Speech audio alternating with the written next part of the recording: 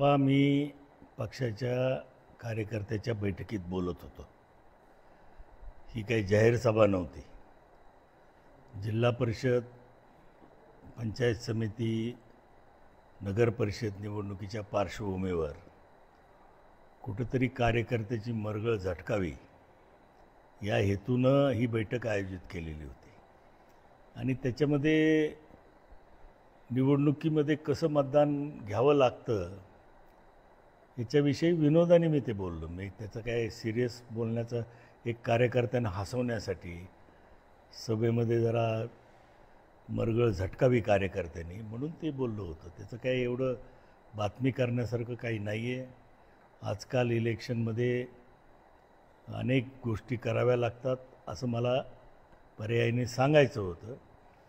परंतु मी कुठेही अशा निवडणुका मी लढवल्यात आणि जिंकल्यात असं म्हणलं नाही. एक जनरल इलेक्शनमध्ये काय करावं लागतं, कशा पद्धतीनं मतदान घ्यावं लागतं याचा मी विनोदाने उल्लेख केलेला आहे. त्याच्यामुळे या वक्तव्याला फार काही सिरियसली घ्यावं असं मला वाटत नाही.